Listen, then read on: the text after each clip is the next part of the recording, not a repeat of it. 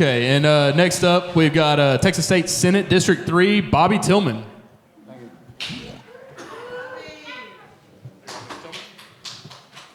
Thank you. Thank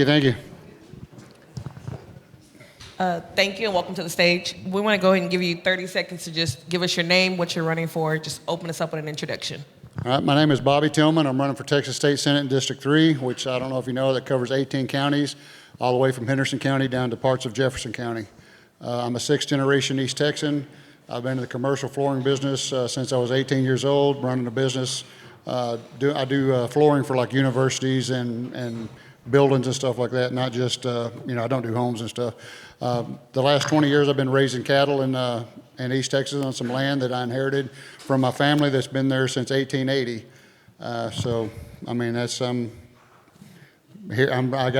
I'm sick of being tired. So, Mr. Tillman, what has been the worst policy recently enacted by the Texas legislature, and how would you approach that if you were elected? The worst thing I see is the school vouchers, and the first thing I want to do is repeal them. So fair enough.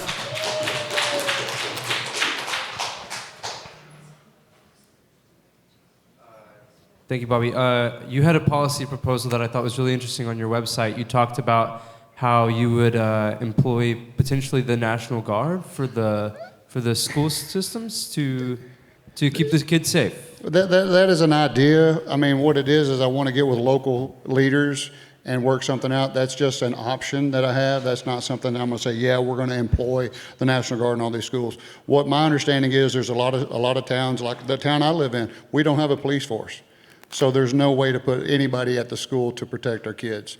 So, I mean, I can't sit by and just let nothing get done. My son was in the National Guard, and I talked to him and some of his buddies. They would love to be deployed in their neighborhoods. You know, it's something that's already being paid for. It wouldn't cost anything extra, and why not? So, but I'm not saying, don't get me wrong, I'm not saying let's deploy the National Guard. I'm saying let's get with the independent school districts and let's work it out. And and the counties, commissioners, all that, if they want it, let's give them that option. Let's not leave a school unprotected. And we allowed the candidates to request some questions if there were things they were interested in asking, and Mr. Tillman gave us quite a list. So we're actually going to do somewhat of a lightning round. I'll let Ashley lead that, and you can just tell us where you stand on a bunch of policies that you wanted to mention. All right, so you already tackled the school vouchers. Would you like to talk to us a little bit more about those school vouchers, or you want to go to some of your other issues? I mean, I'd like to take it from the audience. I mean, let's go ahead. Not what I want to talk about. You got a little bit of praise about their school vouchers, so give me another 30 seconds to a minute about those school vouchers. The school vouchers, to me, is just the biggest grift I've ever seen.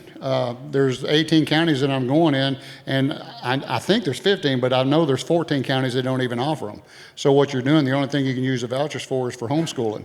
Okay, and then what they did, they raised the private schools, they raised their rates up. You get $10,000, they used to cover half a semester, then they raised it up, so it doesn't even cover it. It's supposed to be helping lower income families out. That's not going to happen. I mean, you can't raise the rates on it, and I mean, you're only giving $6,000 for people in public school, and you're giving $10,000 for half a semester in private school. To me, it's a grift. It's trying to privatize the schools. Thank you. What is your position on data centers? Personally, it's a big no. As a senator, I'm going to have to, be on committees and talk stuff, and I'm not anti corporations making money. But a little story: I live in Henderson County. I was offered money, $90,000 a year, to put a solar farm on my place. I said no. I couldn't do it to my neighbors, and then my neighbor did it to me. Okay, so then we found out that Meta is the one that's paying for the farm. Okay, then we found out that I'm not going to mention names, I don't want to get sued. There's a gentleman taking water from everybody, and that 4,000 acres that he wants to put 30 pumps on are right next to this solar farm. So there's going to be a data center right next to my house.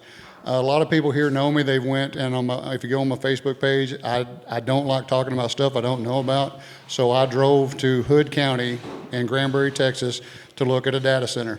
Yes, it's a crypto coin deal, but it is a data center. It's what they're wanting to put in rural Texas. It makes the god-awfulest noise that you'll ever hear in your life. It takes your breath away, it vibrates your chest, and there's literally houses right over the fence from it. So without heavy regulations, no data centers.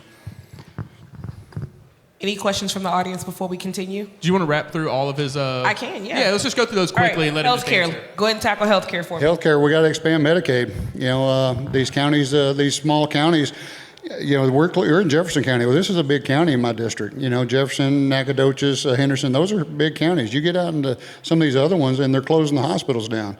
We got to expand Medicaid.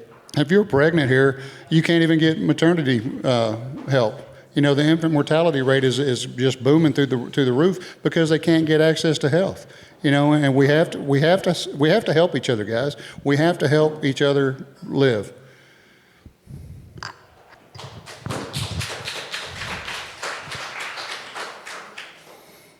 What is your position on our current economy?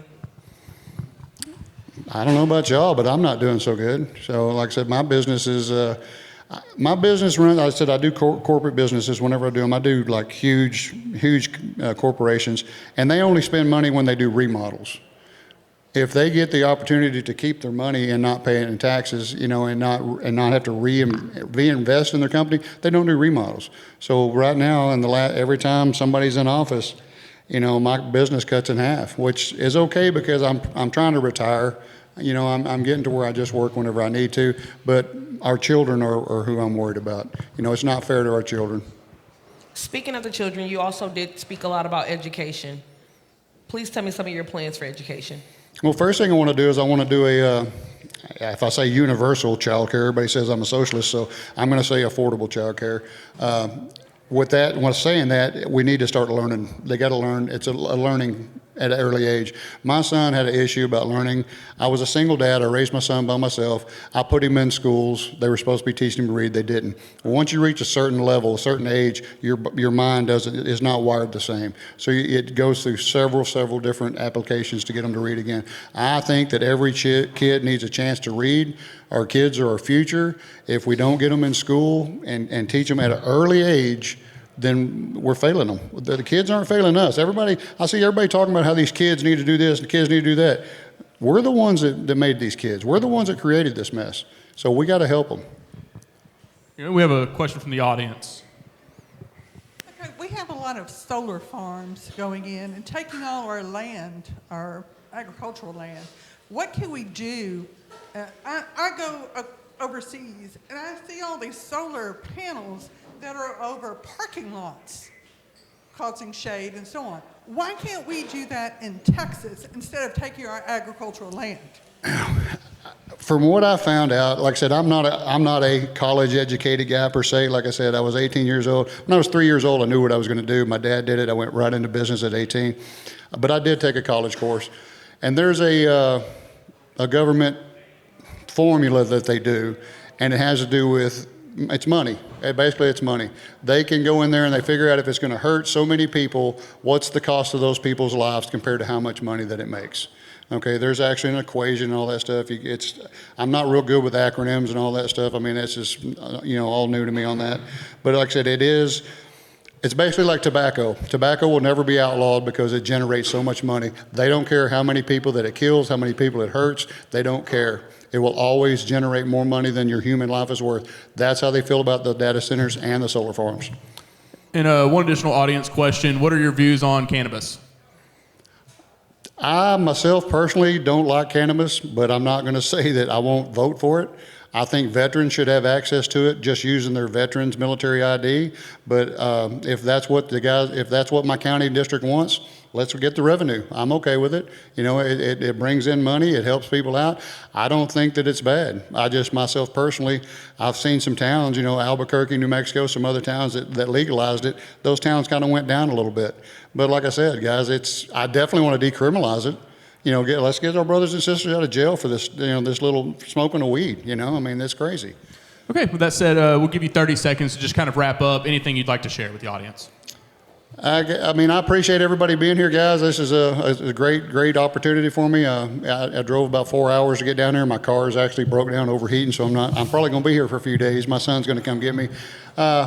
Anyway, guys, I'm just trying to help out. I mean, my experience is just running crews and being a person and helping people. I've always helped people my entire life.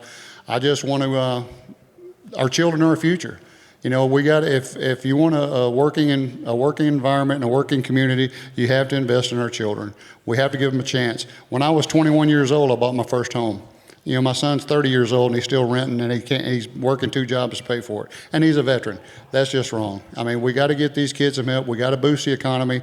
We got to quit doing the same things over and over again. You know, we need change. I don't like politicians coming in here and staying and retiring. You know, these politicians come in here, and I don't know if you know what the state senator's pay is, but it's only $7,200 a year. If I can make it 20 years, I'll get $90,000 a year in retirement. That ain't right. But I ain't going to make it 20 years, so I ain't got to worry about it. We appreciate you, Mr. Tillman. Thank you for coming in. Thank you.